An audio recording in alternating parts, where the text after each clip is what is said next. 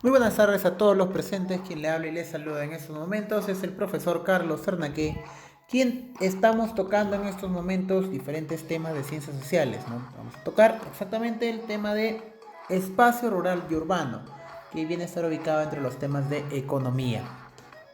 Ahora, si es que estamos hablando de espacio rural y urbano, ¿no? Lo rural y lo urbano engloban un conjunto de atributos que se asocian a una región, ¿no? A una localidad, o también se le podría decir como una comunidad, ¿no?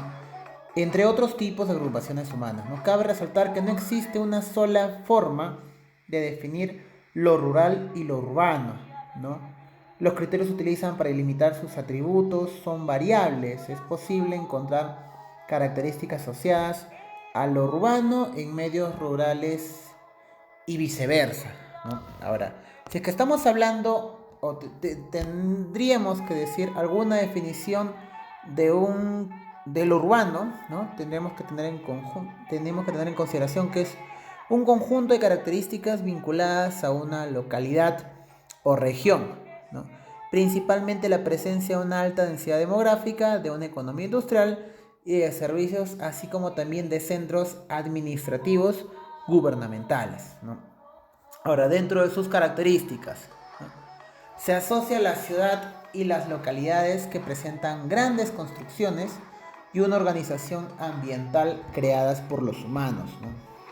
Cuenta con una densidad demográfica elevada, tiene una población heterogénea, hay presencia de centros administrativos gubernamentales y centros financieros. O sea, si es que hay presencia en todas, ¿no? Pero en realidad en el concepto urbano ya hay considerables, ¿no? La población tiene ingresos superiores a los del espacio rural. Las relaciones sociales son más impersonales y de menor duración. Su movimiento migratorio es positivo. Ahora, si es que estamos hablando del espacio rural, ¿no? ¿Qué tendríamos en consideración por el espacio rural? Es un conjunto de características asociadas a una localidad o región, ¿no? Como la son la baja densidad demográfica, el desarrollo de actividades económicas del sector primario y el alejamiento de centros administrativos gubernamentales, ¿no? Ahora, ¿qué tenemos en consideración por las características, ¿no? Antes se asociaba, lo urbano se asocia a la ciudad, ¿no? Entre lo que es rural se asocia al espacio de campo natural, ¿no? Ahora, mencionan que en lo urbano contaba con una densidad demográfica elevada, en lo rural cuenta con una densidad demográfica baja, ¿no? En lo urbano tenían una población heterogénea, ahora en este espacio se tiene una población homogénea. Si en lo urbano habían considerables centros administrativos gubernamentales, en lo rural se tiene poca o nula presencia de centros administrativos gubernamentales. ¿No? Si es que en lo urbano la población tiene ingresos superiores a los del espacio rural, pues en lo rural el ingreso de la población es inferior a la de las zonas urbanas, ¿no? Ahora, tenemos en consideración otros conceptos, ¿no? Que están asociados al espacio rural y urbano, ¿no? Como lo es la ciudad. ¿Qué cosa es una ciudad? Una ciudad es un espacio urbano con alta densidad de población, en la que predomina el comercio, la industria y los servicios, ¿no? Se diferencia a otras entidades urbanas por diversos criterios, entre los que incluyen población, densidad poblacional o estatuto legal, ¿no? Aunque su situación varía entre países. La población de una ciudad puede variar entre unas pocas centenas de habitantes hasta decenas de millones de habitantes, ¿no? Si es que hablamos de un caserío, ¿qué se le puede considerar a un caserío? O sea, ¿qué podemos considerar por un caserío?